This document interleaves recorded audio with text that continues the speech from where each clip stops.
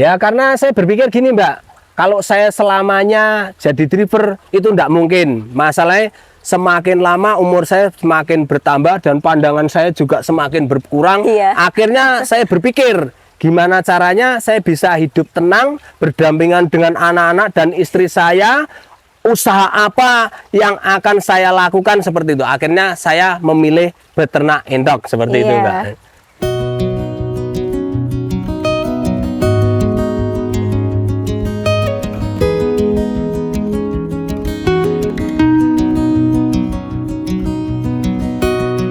Assalamualaikum warahmatullahi wabarakatuh teman-teman. Kali ini saya mau survei kandang entok yang ada di Kajoran. Ini Desa Kajoran, Kecamatan Kajoran, Kabupaten Magelang. Nah, kali ini saya mau survei kandang ke tempat Pak Anang. Ikuti terus videonya.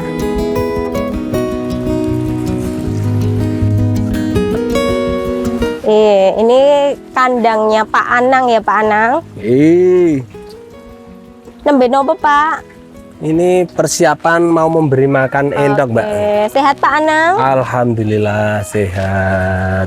Jadi teman-teman, kali ini saya survei ada di Desa Kajoran ya Pak ya? Kajoran iya, Desa Kajoran, Dusun Kajoran, Kecamatan Kajoran. Oh, Kecamatan Kajoran, Kabupaten Magelang.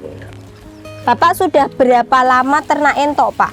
Kurang lebih 1 tahun Mbak. Sudah 1 tahun? Iya.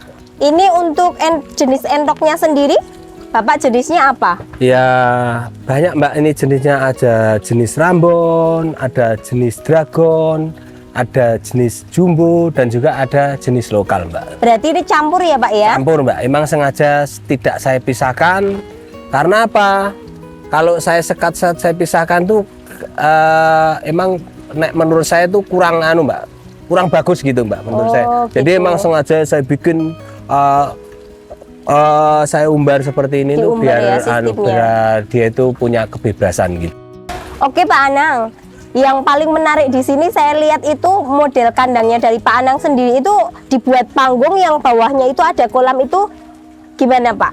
Konsepnya Bapak gimana? Ya dulu gini Mbak, dulu tuh kandangnya kandang biasa ya Mbak ya. Tapi saya tuh berpikir kalau saya buat kandang seperti ini, kandang biasa itu kadang sisa makan entok itu terbuang. Oh gitu. Nah, jadi saya akhirnya berpikir alangkah baiknya kalau saya bikin panggung dan memberi makan entok saya itu di atas panggung. Sisa-sisa makanan dari entok tuh jatuh ke kolam dan dimakan ikan. Oh gitu. Di samping itu Mbak, setiap pagi sebelum saya kasih makan tuh pasti tempat panggungnya itu saya bersihkan dulu.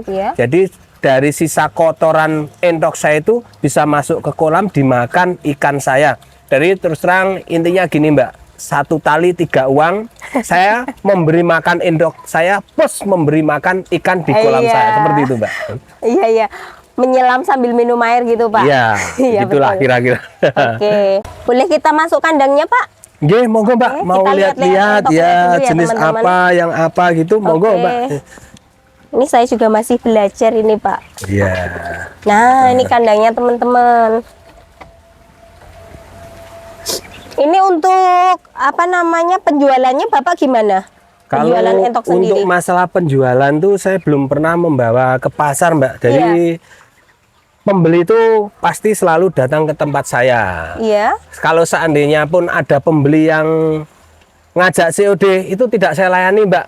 Berarti langsung ya Pak, langsung datang ya. Jadi kalau ada orang tanya jenis entok apa, ini harganya berapa, saya suruh cek kandang. Nanti kalau cek kandang dia setuju, baru kita tentukan harganya. Kalau deal baru bisa dibawa gitu Mbak. Berarti itu orangnya wilayah sini saja Pak? Ya tidak Mbak, ada yang dari Wonosobo, ada juga yang dari Wonosobo dari luar Kabupaten Magelang, ada juga Mbak. Iya. Berarti kalau misalkan mereka pengen, mereka datang survei langsung, kalau cocok baru dibawa pulang gitu ya Pak kira-kira. Mbak. Emang saya terus terang saya tidak melayani COD Mbak kalau untuk penjualan entok ini, kecuali kalau ada orang pesan rica-rica. Kebetulan istri saya tuh bisa di kuliner, jadi selain entok nih saya jual hidup, saya juga menyediakan rica-rica siap saji tapi per ekor Mbak gitu.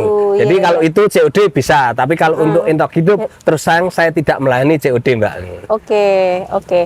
Jadi selain jual entok yang masih hidup, Pak Anang ini juga jual rica-rica entok. Teman-teman yang mau order nanti bisa langsung hubungi Pak Anang. Nah, untuk promosi sendiri Bapak promosinya lewat apa? Kok bisa orang tahu apa namanya entok-entok Bapak itu promosinya lewat apa, Pak? Saya promosinya tetap lewat HP, Mbak.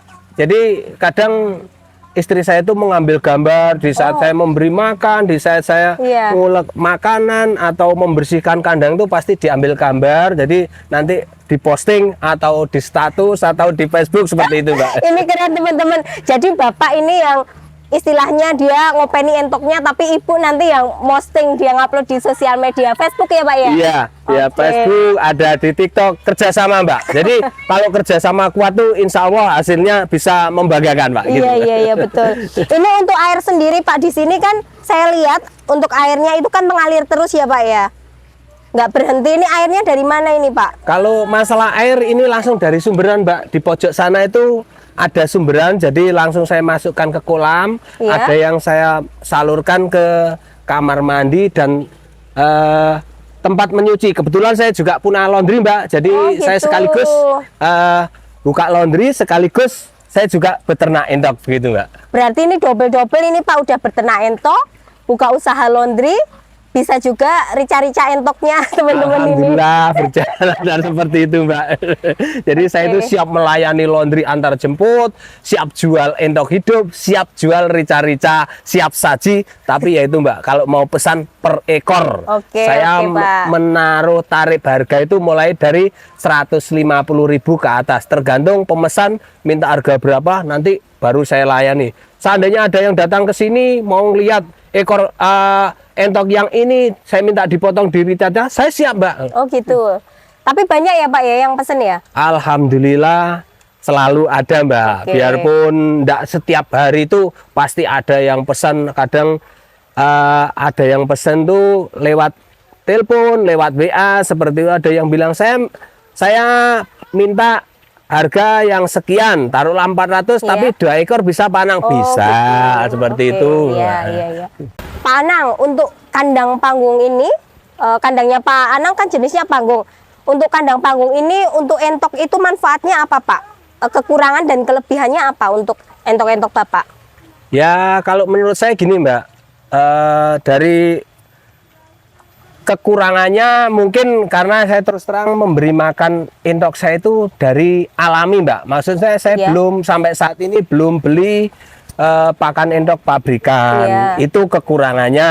Mungkin proteinnya kurang atau gimana, mungkin seperti itu. Tapi kelebihannya saya buat panggung seperti ini Mbak. Jadi biar sisa makanan entok saya itu tidak terbuang sia-sia, bisa masuk ke kolam langsung dimakan ikan seperti itu Mbak. Gitu. Untuk racikan pakannya sendiri Bapak apa? Kan tadi Bapak bilang tidak pakai pakan pabrikan kan? Artinya Bapak buat pakan sendiri lah. Untuk racikannya apa Pak pakannya? Kalau pakan setiap hari saya itu selalu memakai bekatul yang paling utama. Itu yang paling utama bekatul dan nasi aking atau karang Mbak. Itu nanti kalau dedaunannya bisa daun pepaya, bisa genjer, bisa sawi, bisa bayam, kadang daun lumbu seperti itu. Cuman konsepnya lain-lain.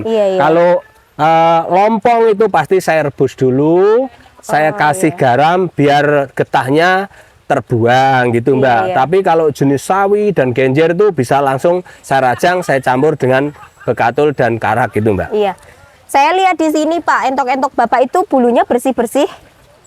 Ini kira-kira apa ada hubungannya dengan kandang panggung atau gimana Pak? Ya mungkin seperti itu Mbak. Karena setiap pagi itu panggung tempat makan entok saya itu saya bersihkan dulu dan saya selalu memandikan entok saya. Oh gitu. Saya semprot pakai selang Mbak. Oh berarti disiram pakai selang, enggak renang di sini pakai kolam? Biasanya ada juga yang langsung masuk, kadang-kadang langsung saya masukkan semua seperti itu Mbak. Tapi kalau pagi itu sambil membersihkan kandang saya semprot satu persatu gitu Mbak. Gitu. Iya, makanya jangan lihat sendiri toh. Jadi entok saya itu enggak kelihatan liar, biarpun dideketi sama emasnya kan enggak mau pergi toh. Seperti itu karena sudah terbiasa berhubungan dengan sang pemelihara gitu Mbak. Bapak, Ini ide konsep bikin kandang panggung itu karena apa, Pak? Apakah karena memang di sini lahannya kurang? Karena ini kan kayak di lereng gunung ya, Pak ya? Iya. Kira-kira kenapa, Pak, kok dibuat panggung seperti ini? Ya, yang jelas pertama emang lahannya sampai sini, Mbak. Jadi di belakang ini pagar kandang saya ini memang sudah batas tanah tempat saya. Di samping itu gini, Mbak. Dulu sebelum saya bikin kandang panggung itu kandangnya kandang biasa. Tapi saya berpikir kok entok saya itu kalau ada sisa makanan selalu terbuang. Jadi saya punya ide gimana caranya supaya sisa makan entok saya itu tidak terbuang. Akhirnya saya bikin panggung, Mbak. Pak Anang, jadi ide Pak Anang untuk membuat kandang panggung ini terinspirasi dari apa, Pak? Atau memang karena lahan di sini kurang? Kan ini kan ada di lereng kayak lereng gunung apa ini ya, Pak? Pak. Iya. Kira-kira apa, Pak? Ya itu tadi, Mbak. Di samping emang lahan saya tuh sempit, wong jenengan juga lihat sendiri di belakang pagar ini sudah batas lahan saya. Di samping itu dulu sebelum sebanyak ini entok saya itu kenapa nek tak kasih makan sisa makan tuh bisa terbuang karena sudah jatuh ke tanah itu entok sudah tidak mau makan. Akhirnya saya punya ide bikin kandang di atas panggung khusus untuk memberi makan. Jadi gini, Mbak, konsep saya itu saya kalau bikin tempat makan entok saya di atas panggung, sisa makan entok itu tidak ada yang terbuang karena kalau terbuang masuk ke kolam langsung dimakan ikan. Seperti itu, Mbak. Berarti ini awalnya dulu enggak panggung seperti ini, Pak? Iya, awal-awalnya emang belum panggung seperti ini. Berarti kolamnya ini juga baru ya, Pak ya? Nah, kolamnya sudah lama, Mbak. Kolam sudah lama. Sebelum saya memelihara entok ini sudah ada kolam. Makanya saya berpikir gimana caranya supaya tidak ikan saja. Saya berpikir akhirnya saya belajar beternak entok seperti itu, Mbak. Iya. Perjalanan Pak Anang, lika-liku Pak Anang dalam memelihara entok ini gimana, Pak? Dulu kenapa pilihan Bapak itu entok? Kan masih ada misalkan hewan lain lah. Kenapa pilihannya entok, Pak Anang? Ya gini, Mbak. Karena saya berpikir entok itu jenis unggas yang paling mudah dikendalikan daripada unggas yang lain seperti ayam. Saya berpikir seperti itu karena apa, Mbak? Entok itu kalau dimasukkan, dibikin kandang seperti ini, tingginya 1 meter aja dia sudah tidak mau loncat. Tidak seperti ayam. Tapi kalau ayam biarpun kandangnya 2 meter dia masih bisa terbang, Mbak. Seperti itu. Jadi dari awalnya seperti itu, Mbak, saya pikir. Bapak pernah nggak mengalami kerugian? Kalau namanya orang usaha itu pasti mengalami, Mbak. Saya dulu dari awal tuh beli entok 2 ekor pejantan dan betina, Mbak. Itu 2 ekor tuh harganya 120.000. Yang pejantan 80.000, yang betina 40.000. Itu aja belum siap produksi, Mbak. Saya masih menunggu lama, sekitar 3 bulanan baru bisa produksi. Dari situ saya kembangkan, setiap habis ngeram menetas saya pisah. Itu kalau udah menetas saya pisah itu enggak sampai 1 bulan dia produksi lagi, bertelur lagi terus seperti itu, Mbak. Kalau suka dukanya pasti ada, Mbak, itu. Iya. Ini berarti berawal mula dari 2 ekor entok, Pak. Iya, Mbak. Lama-lama jadi banyak seperti ini. Untuk keuntungannya sendiri gimana, Pak Anang memelihara entok? Ya kalau keuntungan ini gini, Mbak, terus terang aja ya, emang saya memelihara entok sampai saat ini belum membuat saya kaya, Mbak, terus terang aja. Karena dari segi modal yang jenengan tahu, saya bilang 2 ekor tadi toh, sampai saat ini sudah segini banyak, hampir 50-an ekor lah. Emang terus terang seperti itu, Mbak. Jadi keuntungan saya gini, Mbak, kalau sewaktu-waktu ada orang pesan rica-rica, saya sudah tidak pusing-pusing mencari entok ke pasar, Mbak, karena saya tidak pernah beli entok di pasar. Jadi saya tanya orangnya, rica-ricanya yang harga berapa, kalau kira-kira ada yang di kandang saya baru saya potong. Disesuaikan berarti saya ya, Pak, sesuaikan, iya seperti itu, Mbak. Pak, ini jadi konsep yang Bapak gunakan dalam peternakan entok ini konsepnya apa, Pak? Ya, saya punya konsep gini, Pak. Dalam pemikiran saya itu saya memakai integrated farm. Jadi gini, sekaligus saya beternak entok dan plus memelihara ikan di kolam. Jadi ya itu tadi, Pak, saya bilang 1 tali 3 uang tuh. Jadi saya punya keuntungan memberi makan entok saya plus memberi makan ikan di dalam kolam saya tanpa membeli jenis pakan pabrikan seperti itu, Mbak. Kalau untuk ikan-ikannya sendiri itu dikonsumsi apa dijual, Pak? Kalau untuk ikan-ikannya sendiri biasanya dipanen, Mbak. Dipanen tuh kadang ya 6 bulan sekali, kadang 7 bulan sekali, tergantung, Mbak. Ya kadang kalau pas ada saudara kesini pengen mancing ya silahkan mancing, gitu. ngambil sendiri Iya. seperti itu, Mbak. Ini kayaknya sangat asik sekali ya Pak ya di sini. Iya. Sudah dapat di laundry, bisa juga jual makanan pesanan rica-rica entok ini teman-teman, karena Pak Alhamdulillah. Anang juga pelihara entok dan ikannya pun juga bisa dipanen juga. Ya begitulah, Mbak. Untuk manajemen kesehatan entok-entok Pak Anang ini gimana Pak? Gini, Mbak, kalau untuk manajemen kesehatan entok Iya. saya mengatasi dan saya pelajari dari awal tuh gini, Mbak. Biasanya kalau mulai bulan Juli, Agustus, September, Oktober itu kan musim dingin. Iya. Nah, untuk mengatasi biar entok saya itu tetap fit dan sehat, setiap seminggu sekali itu saya rebuskan bawang putih, jahe, dan gula Jawa yang asli, yang tidak iya. dicampur Oke, dengan gula pasir. Jadi sampai saat ini saya tetap belum memakai obat-obatan yang buatan pabrik, Mbak. Oh, jadi alami ya Pak Alami, ya? Mbak. Alami buatan sendiri. Apa tadi Pak komposisinya? Komposisinya bawang putih, jahe, dan gula Jawa. gula Jawa yang enggak dicampur ya? Yang tidak dicampur dengan gula pasir. Nanti teman-teman bisa ikuti cara Pak Anang untuk memberikan jamu pada entok supaya fit. Dan ada lagi satu, kalau ada itu ditambahin Mbak, daun mengkudu. Daun mengkudu Daun- itu pace ya Pak? Iya, Daun pace atau mengkudu. Nah, iya, itu bisa daunnya. dirajang, direbus, nah, bisa dicampur di tempat makan atau airnya dikasih di tempat gitu. minumnya seperti itu, Mbak, Oke. untuk mengatasinya. Alhamdulillah, jenengan tahu sendiri sampai saat ini entok saya kelihatan sehat-sehat. Oke. Kalau untuk angka kematian sendiri Bapak sudah pernah nggak entoknya itu tiba-tiba sakit terus banyak yang mati gitu Pak? Ya, kalau untuk angka kematian tuh pasti ada, Mbak. Tapi enggak banyak lah. Oke. Jadi saya gini, kalau saya beri makan pagi atau sore kelihatan entok saya itu enggak mau makan, Iya. itu langsung saya ambil, Iya. saya karantina, Mbak. Oh, dipisahkan ya, jadi Pak, saya dari pisahkan dulu teman-temannya. sampai benar-benar sehat, gitu, Mbak. Oke. Untuk Jadi ada- mengantisipasi seperti itu. Iya, jadi ada penanganan khusus ya Pak ya, Iya. untuk sakit ya. Hmm. Total populasi sekarang Pak ada berapa ekor dan kira-kira kedepannya Bapak mau gimana? Kalau sampai saat ini kurang lebih ada sekitar 50-an ekor, Mbak. Oh, 50 ekor. Kalau untuk kedepannya harapan saya pasti lebih besar, Mbak. Iya, Itu Pak. pasti saya semangat lebih besar lagi, bisa berkembang lagi, Amin. bisa lebih banyak lagi entok-entok saya. Iya. Dan yang paling penting, Mbak, lebih banyak yang pesen rica-rica. Ya, Itu, Mbak. lebih menguntungkan ya Pak Lebih ya. menguntungkan. Ya, jadi bisa memanfaatkan istri karena istrinya bisa Iya, masak, seperti jadi itu. bisa apa namanya pesen rica-rica entok. Iya, nanti kalau jenengan ini mau pulang pesen rica-rica dulu, mau nunggu Siap, silakan. Pak, Bisa, siap. Mbak, bisa Saya- dilayani, Mbak.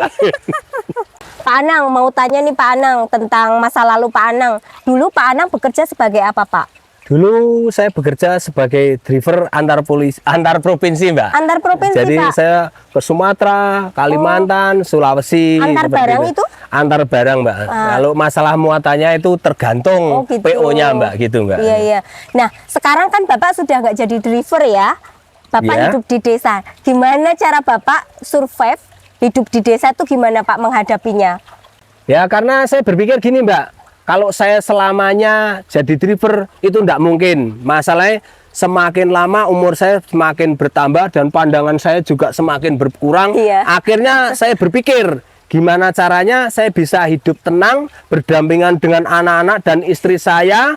Usaha apa yang akan saya lakukan seperti itu. Akhirnya saya memilih beternak entok seperti itu, Iya. Mbak.